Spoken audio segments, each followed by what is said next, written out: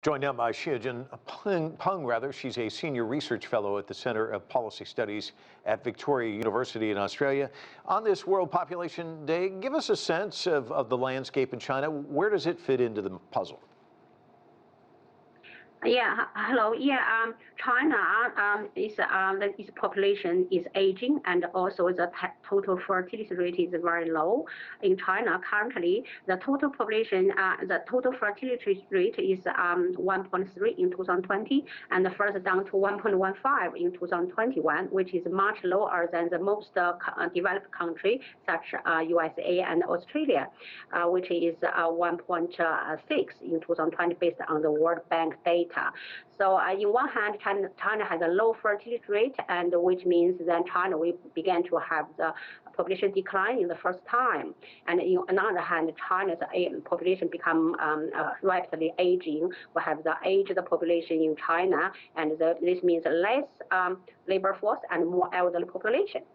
So India likely to surpass China as the world's most populous country, just for the reasons you just outlined for us. A lot of experts, though, I've spoken to in recent years have talked about the aging China population, the problems that's going to present. Can you give us kind of a detailed look of what we're looking at as you know, we were just saw that story, Ninghong, talking about one city where you've got about 25% of the people 65 or older.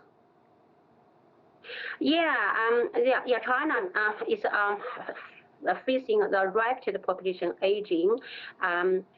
Now, currently, we have 100 working age population to support, not 20 working age population to support 100 working age population to support 20 elderly population.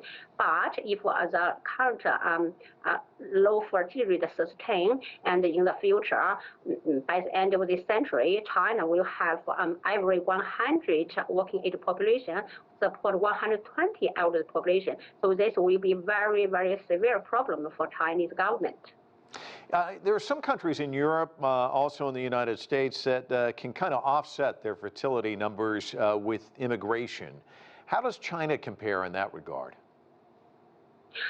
Yes, I think for China, if we rely on the immigration to offset the low fertility, I think it's very difficult because I think the many reasons behind this. I think for me, I think two reasons most outstanding first one is the language, not like American and USA, which are immigration country, and they are commonly speak English, and also the immigrants, they come from other countries and can speak English, but China, the official language is Chinese, and also a lot of people cannot speak English very frequently.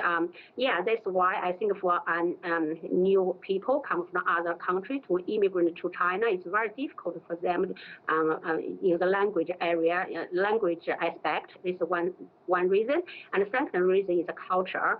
Not like America and USA, and not like USA and Australia.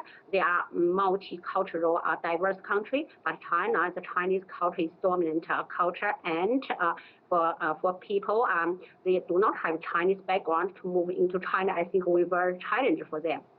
Let me ask you one final question. There was the one child policy in China, as you know. Then this more recent trend to try and encourage couples to have more children. Talk to us about how that campaign is working, and if the country itself can offer any more inducements to try and get the numbers up a bit. Yeah, I think this is a very good question. And Chinese government have relaxed the one-child policy since 2016. And last year, Chinese government further to encourage to have this three-child policy. But the effect of this policy, so far we can see is very limited. Yeah, the reason why the couples do not want to have more children, there are many reasons. One main reason is the living cost. That in China, they have very high living costs, especially the housing is very expensive. And also in China, parents have the tradition to invest a lot on children's education. They have a high expectation on their child. So, and the education cost and the living cost make them have more children is not possible for the families.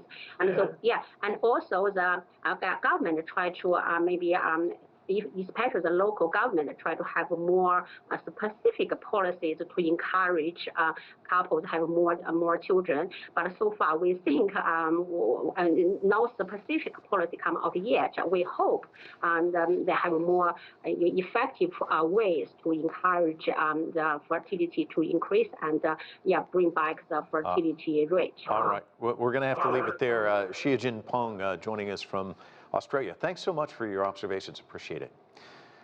The pandemic and years of war and economic uncertainty